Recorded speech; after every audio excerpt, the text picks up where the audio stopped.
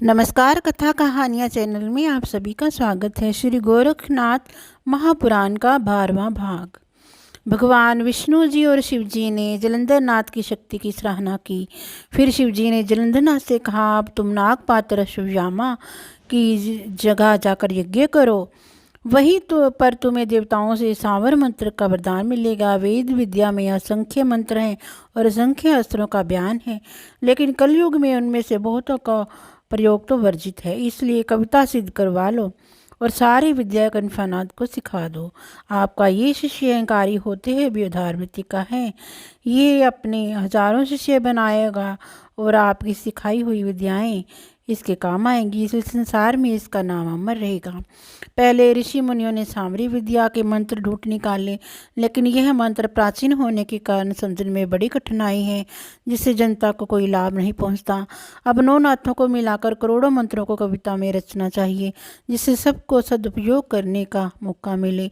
ये सब खट राग आपका जनता के हित के लिए करना परम आवश्यक है। आप सर्वज्ञ हो, आपको समझाना आवश्यक नहीं। जीवन मरण उच्चाटन आदि पर भी कविता रचें। कनफानाथ के बारे में बताया, इसे तप करके भेजें और सामर्थ्यवान बनाएं। शिव जी का उपदेश योगी ने शीश चढ़ाकर स्वीकार कर लिया। जलंधर नाथ और कनफानाथ दोनों ने मिलकर 20 लाख श्लोकों की कविता तैयार की, जिसे सुनकर शिव जी बड़े प्रसन्न हुए और उन्होंने भाग्यवश पेड़ के नीचे प्रयोग सिद्ध करने को कहा। तब वे दोनों वहां गए और योगियों द्वारा प्रयोग सिद्ध किया। फिर सूर्य कुंड से जल लाकर 52 वीरों पर छिड़क कर उन्हें अपने अनुकूल किया और बद्र का आश्रम को वापस आ गए। जलंधर नाथ ने कनफानाथ को तप करने की आज्ञा दी और आप भी अन्यत्र तप करने चले गए।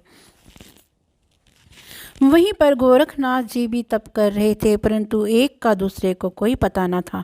जलंधर नाथ यात्रा करते समय अपने सिर पर घास का गट्ठर रखकर घूमा करते थे, जो उनके सिर से 1-2 बालिश ऊंचा रहता था, जिसने गट्ठर का उनके सिर से कोई मेल नहीं था। इसी तरह में घूमते घूमते गोड़ बंगाले की हेलापट्टन नगरी में आ पहुंचे। उस वक्त वे घास का गट्ठर सिर से ऊंचा अधर में चल रहा था। लोगों को कौतूहल हुआ कि शायद ये कोई सिद्ध महात्मा आ पहुंचे हैं। ज्यों ज्यों लोगों को पता चला गया, तो लोग दर्शन को आने लगे। वह गंदे स्थान में रहते और भिक्षा मांग कर उदर पूर्ति करते थे। वहाँ युवा राजा गोपीचंद राज्य करता था, जिसकी माता मैनावंती बड़ी चतुर सदाचारणी नारी थी। वह एक दिन अपने चौबारे पर खड़ी थी और अपनी नगरी का दृश्य देख रही थी। तब उसकी नज़र जलंधर नाथ के सिर पर अधर में गट्टर की ओर गई। मैनावंती को बड़ा ही आश्चर्य हुआ। एकदम उसकी धारणा बन गई कि ये कोई सिद्ध संत है, इसे अपना गुरु मानकर जीवन सफल करना चाहिए। ऐसा सोचकर रानी ने अपनी दासी को बुलाकर आज्ञा दी, तू तुरंत मेरा एक कार्य कर। किसी को कानों कान खबर नहीं होनी चाहिए। वे साधु जो घास का गट्ठर अधर में उड़ाए जा रहा है, उसके ठहरने का स्थान चुपचाप बता करके लौटा। वह दासी पहले से ही जलंधर नाथ को देखकर चक्की थी। वह उनके स्थान का पता लगाने सबकी नज़र बचाकर पीछे पीछे चल पड़ी। जहाँ उनके ठहरने का स्थान था, वहाँ जहाँ पहुँची, वापस आकर सब पता ठिकाना राजमाता मैनावंती को आकर बता दिया।